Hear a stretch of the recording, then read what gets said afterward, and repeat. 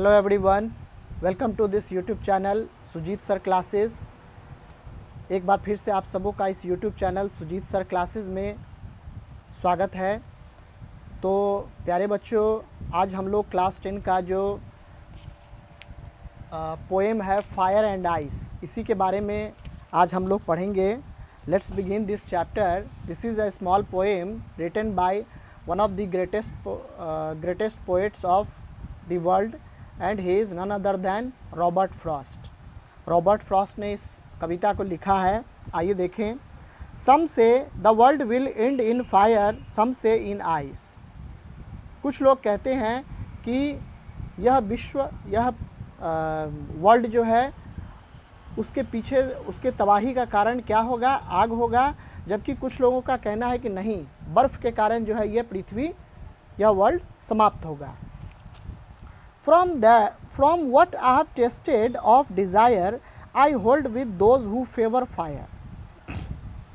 अब कभी यहाँ पर now the poet emphasizes that whatever he experienced, ठीक है, जो भी उन्होंने एक्सपीरियंस किया है उसके on the basis of that experience, he says that he would be in favor of those people who favors fire, जो यानी कि वो ऐसे लोगों के साथ फेवर करते हैं जो कि जिनका यह मानना है कि यह विश्व जो है पूरी तरह से तबाह होगा आग के द्वारा। तो ये पोएट जो है यहाँ पर वैसे लोगों के साथ जा रहे हैं।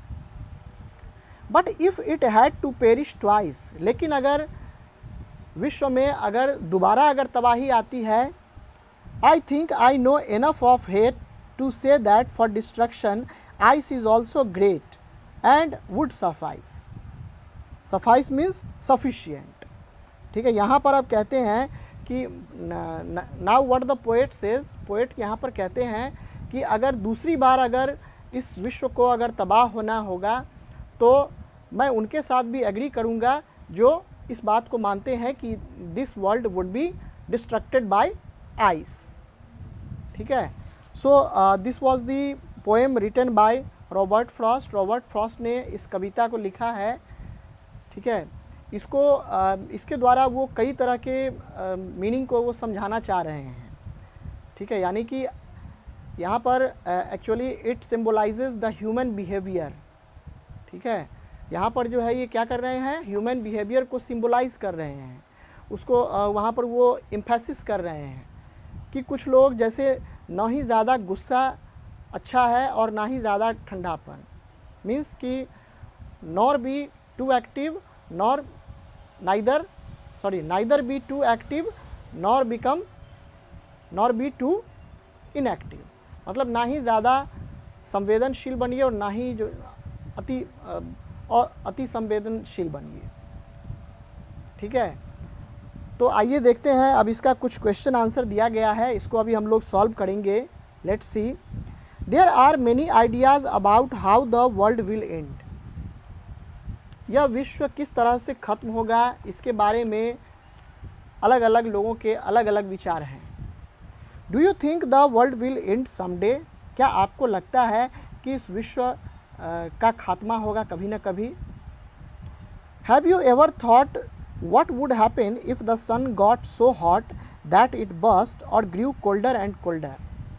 क्या आपने कभी सोचा है कि जब सूरज काफ़ी ज़्यादा गर्म हो जाएगा तो उस परिस्थिति से फिर कैसे निपटा जाएगा, या उसके बाद क्या होगा situation?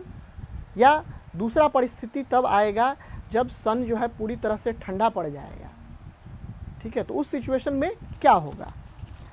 Let's see the answer of the first question.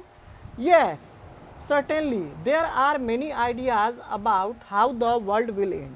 हाँ, निश्चित रूप से कई आइडियाज़ ऐसे हैं जो हमें यह बताते हैं कि यह विश्व जो है कैसे ख़त्म होगा।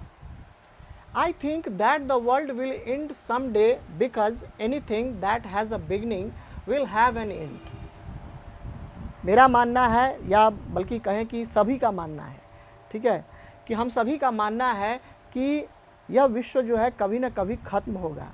क्यों? क्योंकि anything that has a beginning, यानी कि कोई भी चीज़ जिसकी शुरुआत होती है उसका पतन भी होता है, वो ख़त्म भी होता है,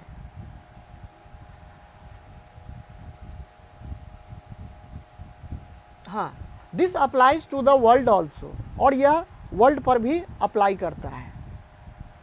if the sun got so hot that it bursts the whole earth would destroy immediately because the earth can not bear the heat of that intensity. ठीक है, अगर कहता है now what the poet says, poet कहते हैं कि if the sun got so hot, अगर सूरज बहुत ज़्यादा गर्म हो जाता है, that it bursts the whole earth would destroy immediately, तो क्या होगा, यह पूरा विश्व जो है पूरी तरह से खत्म हो जाएगा कुछ ही मिनटों में, क्योंकि अर्थ जो है इस तरह के इंटेंसिटी को, इस तरह के हीट को बर्दाश्त नहीं कर सकता है। ठीक है, next, but if the sun grew colder and colder everything will come to an end because without sunlight life is not possible on the earth. लेकिन दूसरी तरफ अगर सूरज ठंडा पड़ जाता है तब भी जीवन इस पृथ्वी पर, इस विश्व में संभव नहीं होगा, क्योंकि without sunlight the life is not possible on the अर्थ, यानी कि इस पृथ्वी पर बिना सूरज के प्रकाश के बिना जीवन संभव नहीं है। Okay, so this was the answer of the first question, पहला क्वेश्चन का आंसर था। अब दूसरा क्वेश्चन आते हैं, for first what do fire and ice stand for. Here Frost के अनुसार फायर और आइस जो है किस चीज़ के लिए स्टैंड करता है। हेयर आर सम आइडियाज़, यहाँ पर आपको कुछ बॉक्स में दिए गए हैं, तो आइए देखते हैं। Fire stands for greed, avarice, lust, conflict and fury. Fire किस किस चीज़ के लिए स्टैंड करता है? ग्रीड, ग्रीड मीन्स लोभ, लालच। एवरिस मीन्स भी लोभ, लस्ट मीन्स होता है वासना। ठीक है, उसके अलावा है कन्फ्लिक्ट, कन्फ्लिक्ट मीन्स होता है विरोध, एंड फ्यूरी, फ्यूरी मीन्स प्रचंडता। ठीक है, तो ये सारी चीज़ों को सिंबलाइज कौन सा वर्ड करता है? That is fire. Fire stand करता है ये सारे वर्ड्स के लिए। Whereas ice stands for cruelty, intolerance, rigidity, insensitivity, coldness, indifference and hatred. जबकि आइस किन किन वर्ड्स के लिए स्टैंड करता है? तो क्रुएल्टी, क्रुएल्टी मीन्स कठोरता, निर्दयता। इंटॉलरेंस, इंटॉलरेंस मतलब होता है असहिष्णुता, यानी कि ये किसी को नहीं देखता है। रिजिडिटी, रिजिडिटी मीन्स कठोरता। इनसेंसिटिविटी और संवेदना शून्यता या संवेदना विहीन। ठीक है, कोल्डनेस कठोरता या उपेक्षा करना, इनडिफरेंस उदासीनता, एंड हैट्रेड घृणा। यानी कि आइस जो है ये सारे वर्ड्स को सिंबलाइज करता है। ठीक है, ice stands for these all words. Now question number 3, what is the rhyme scheme of the poem. इस पोएम का राइम स्कीम क्या है? How does it help in bringing out the contrasting ideas in the poem. यानी कि इस poem में ये जो राइम स्कीम दिया गया है वो किस तरीके से कंट्रास्टिंग आइडियाज़ प्रोड्यूस करता है। Let's see, the rhyme scheme of the poem is A B A A B C B C B। Okay, यहाँ आप देख सकते हैं, here you can see fire. Fire को अगर मान लीजिए ए मानते हैं तो इसका तीसरा वाला जो लाइन है डिज़ायर, यानी कि पहला वाला अगर ए होगा तो आइस क्या हो जाएगा? बी हो जाएगा, because it does not give a rhyming word, it is not give. तो फायर का और आइस जो है दोनों अलग अलग है, तो इसको ए और बी। अब फायर के ही जैसा राइमिंग वर्ड है डिज़ायर, तो ये फिर से ए हो जाएगा। और फिर है फायर, तीसरा भी चौथा लाइन भी इसको राइमिंग वर्ड में आता है, तो ये हो जाएगा आपको A B A A। अब दूसरा स्टेंजा देखिए, ट्वाइस हेट, यानी कि ट्वाइस फिर से हो जाएगा क्या? बी हो जाएगा, क्योंकि आइस ट्वाइस। ठीक है, तो ये वाला कंसीडर करेंगे यहाँ, तो ये हो जाएगा बी।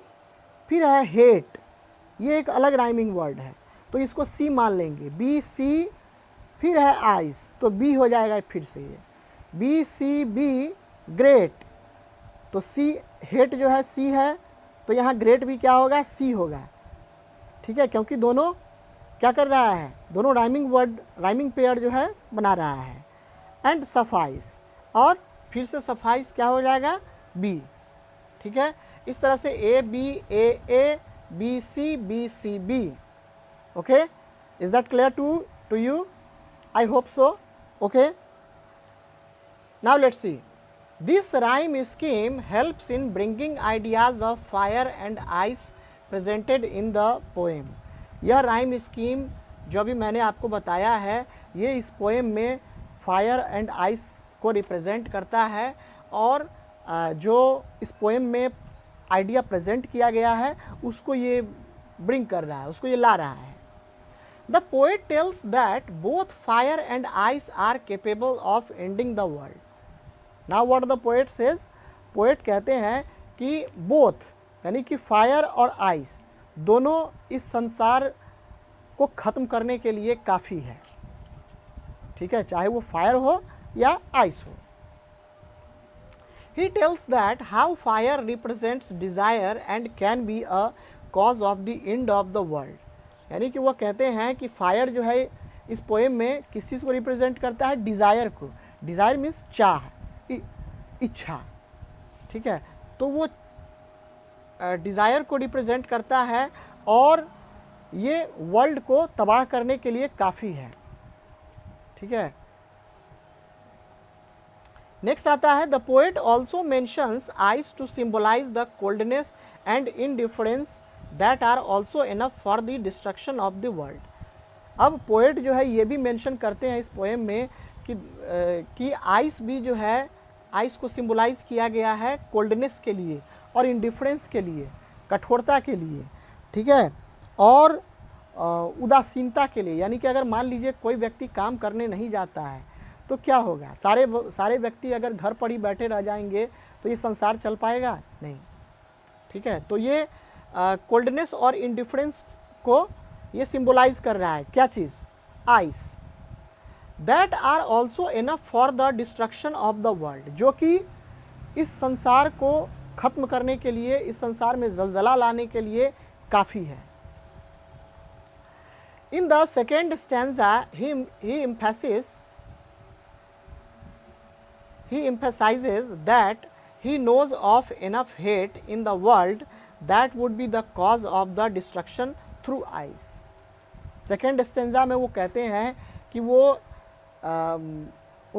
इस विश्व में जो लोग अलग अलग भांति भांति के जो लोग रहते हैं उनको भी उन्होंने देखा है, उनके चाह को, और he knows enough hate in the world, यानी कि हम आज क्या कर रहे हैं, हमारा जो मोरल वैल्यूज़ वो डाउन होता जा रहा है, हम सिर्फ पैसों के पीछे भागते हैं।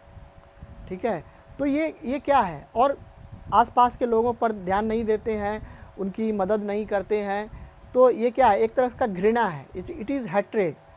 सो hatred is also enough hate in the world that would be the cause of the destruction through ice. तो हैट्रेड भी एक ऐसा चीज़ है जिसके द्वारा यह संसार पूरी तरह से ख़त्म हो सकता है। तो प्यारे बच्चों, ये था आज का ये क्लास, आज का वीडियो फायर एंड आइस। आप लोग इसका स्क्रीनशॉट ले लीजिए।